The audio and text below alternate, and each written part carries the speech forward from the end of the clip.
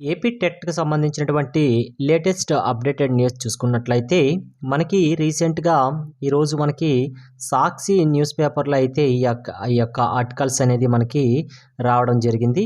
అయితే ఈ ఆర్టికల్స్ ఏంటి మెయిన్ చూసుకున్నట్లయితే, మనకి టెట్ మినహాయింపు కోసం కేంద్రంపై ఒత్తిడి తేవాలి అని మనకి ఏపీ స్కూల్ టీచర్స్ అసోసియేషన్‌కి సంబంధించినటువంటి రాష్ట్ర ప్రధాన కార్యదర్శులైనటువంటి కాడిశెట్టి శ్రీనివాసులు గారు, అలాగే తమిళనాడు చందన్ రావు గారైతే డిమాండ్ చేయడం జరిగింది.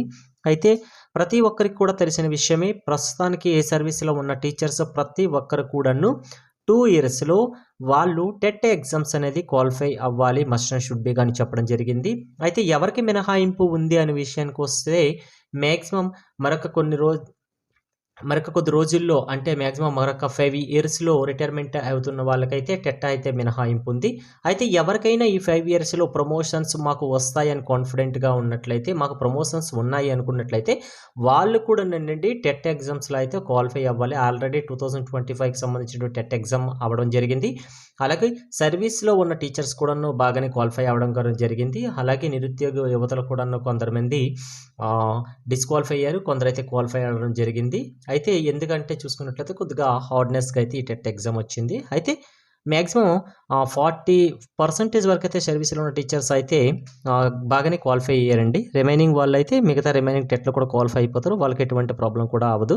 అయితే మస్ట్ అండ్ షుడ్ బీగా అయితే 2 ఇయర్స్‌లో అయితే ప్రతి ఒక్క సర్వీస్‌లో ఉన్న టీచర్ కూడాను టెట్ క్వాలిఫై అయ్యేది మస్ట్ అండ్ షుడ్ బీ చేసింది. సుప్రీం కోర్ట్ ఆర్డర్ అండి. ఇదేమి స్టేట్ ఆర్డర్స్ కాదు. అయితే దానికి సంబంధించినటువంటి మినహాయింపులైతే కేంద్రంపై ఒత్తిడి తేవాలని కూడాను మనకి వీళ్ళు డిమాండ్ చేయడం జరుగుతుంది.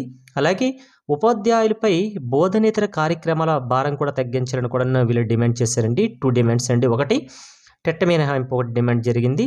అలాగే వీళ్ళపైన సర్వీస్‌లో ఉన్న టీచర్స్ పైన బోధనేతర అంటే వీళ్ళకి టీచింగ్‌కి సంబంధించిందే కాకుండా బయట ఉన్నటువంటి కొన్ని యాక్టివిటీస్ కూడాను వీళ్ళపైన భారం మోపారు. అంటే ఏంటి కొన్ని చూసుకున్నట్లయితే మెయిన్‌గా ఎక్స్‌ట్రా వర్క్స్ కూడాను వీళ్ళపైన పడడం జరిగింది కాబట్టి అవి కూడా తగ్గించాలని కూడాను వీళ్ళు డిమాండ్ చేయడం జరిగింది. చూద్దాం అయితే ఏపీ గవర్నమెంట్ అనేది ఏ విధంగా రియాక్ట్ అవుతుందో దీనికి సంబంధించినటువంటి బోధనేతర కార్యక్రమాల గురించి అయితే వెయిట్ చేయాల్సిన విషయమే.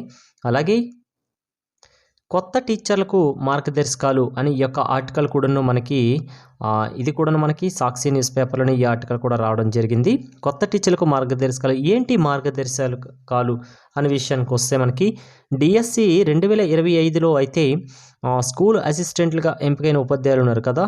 ఇప్పటికే స్కూల్‌లో సెకండరీ గ్రేడ్‌కి సంబంధించినటువంటి టీచర్సు, అదర్ సర్వీస్‌లో పనిచేస్తున్న టీచర్సు వీళ్ళందరికీ కూడాను కొన్ని మార్గదర్శకాలు అయితే ఇవ్వడం జరిగింది.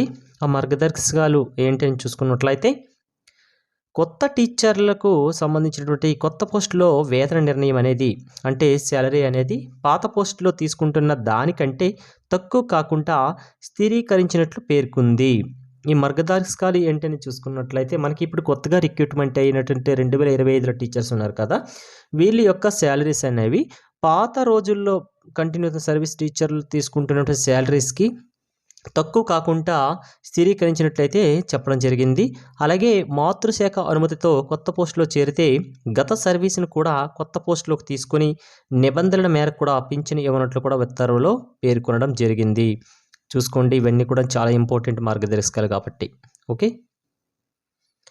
అలాగే ఎస్సీ, ఎస్టీ టీచర్లను ఇబ్బంది పెట్టవద్దు అని ఈ యొక్క ఆర్టికల్ కూడా మనకి సాక్షి న్యూస్ పేపర్‌లోనే రాయడం జరిగిందండి. ఈ మెయిన్ కూడాను ఒకటి డిమాండ్ ఒకటి, అలాగే మార్గదర్శకాలు ఒకటి, ఎస్సీ, ఎస్టీ టీచర్స్‌ని ఇబ్బంది పెట్టవద్దని ఈ ఆర్టికల్స్ అన్నీ కూడా మనకి ప్రస్తుతానికైతే ఈరోజు మనకి సాక్షి న్యూస్ పేపర్‌లో అయితే ప్రచురించడం జరిగింది. ఏంటా విషయాన్ని చూసుకున్నట్లయితే ప్రెజెంట్ అయితే సర్వీస్‌లో ఉన్న టీచర్స్ అంటే మాక్సిమం 5 ఇయర్స్ నుంచి అయితే సర్వీస్‌లో ఉన్న టీచర్స్‌కైతే ప్రీవియస్‌గా అయితే మాక్సిమం మనకి గత ప్రభుత్వంలో అయితే వాళ్ళకి 2 ఇయర్స్ అనేది వాళ్ళు ఉన్నత విద్య అభ్యసించడానికైతే పర్మిషన్స్ అనేది ఉండేదండి. సర్వీస్‌లో ఉన్న కొందరు టీచర్స్ అయితే ప్రస్తుతానికైతే అది లేదు. అయితే అటువంటి కేటగిరీకి సంబంధించినటువంటి కొందరు వ్యక్తులు చూసుకుంటే ఎస్సీ, ఎస్టీకి సంబంధించినటువంటి టీచర్స్‌ని అయితే ఇబ్బంది పెట్టవద్దు అనేసి మనకి ఈ యొక్క ఆర్టికల్స్ అనేది రాయడం జరిగింది. ఈ సంవత్సరం ఇలా సంబంధించింది చూసుకుంటే 140 మంది ఉపాధ్యాయులు దరఖాస్తు చేసుకున్నారండి. దేనికోసం అంటే మనకి ఈ యొక్క ఉన్నత విద్యలు అంటే కొన్ని అందులో సంబంధించినట్టుగా ఒకళ్ళు బీఈడీ చేశారనుకోండి ఎంఏడ్‌కి ఎడ్యుకేషన్‌కి పర్మిషన్ ఇచ్చి 2 ఇయర్స్ అనేది వాళ్ళు చదువుకునేటట్టుగా అంటే వెసులుబాటు ఉండేదండి. గత ప్రభుత్వాల్లో అయితే. ప్రస్తుతానికైతే ప్రభుత్వాలు తీసేశారు. దయచేసి అది ఇబ్బంది పెట్టవద్దని చెప్పడం జరిగింది. 180, 140 మంది అయితే మాక్సిమం అయితే ఈ రకంగా మేము ఉన్నత విద్య చదువుకుంటామని అప్లికేషన్ పెట్టుకుంటే దానికైతే మాక్సిమం అయితే చూసుకున్నట్లే 100 మందికి పైగానైతే రిజెక్టెడ్ అయ్యాయంటండి అప్లికేషన్స్. ఇప్పటికే ఉపాధ్యాయులు ఆయా కళాశాలలో మాక్సిమం ఈ స్కీమ్ ఉంటాది కదా అనేసిని ఇప్పటికే చాలామంది అయితే బీఎడ్‌కి సంబంధించిన, బీపీఎడ్‌కి సంబంధించిన, ఎంఎడ్‌కి కోర్సులకైతే ఫీజులు చెల్లించారని, కానీ డైరెక్టరేట్ ఆఫీసర్స్ మాత్రం అనుమతి ఇవ్వడం లేదనేసి కూడా మనకి చెప్పడం జరుగుతుంది.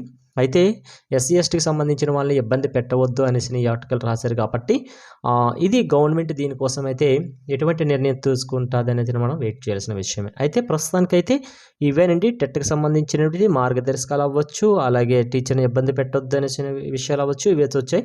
అయితే మనం ఇక్కడ డిఎస్సి మ్యాక్సిమం మనకి నెక్స్ట్ మంత్ సెకండ్ వీక్ కల్లా రిలీజ్ అయ్యే అవకాశాలు ఉంటాయి కాబట్టి ప్రతి ఒక్క అభ్యర్థి కూడా ఇప్పటి నుంచి అయితే ఫుల్ ప్లాన్డ్‌గా అయితే ప్రిపేర్ అవ్వండి. Okay, wish you all the best.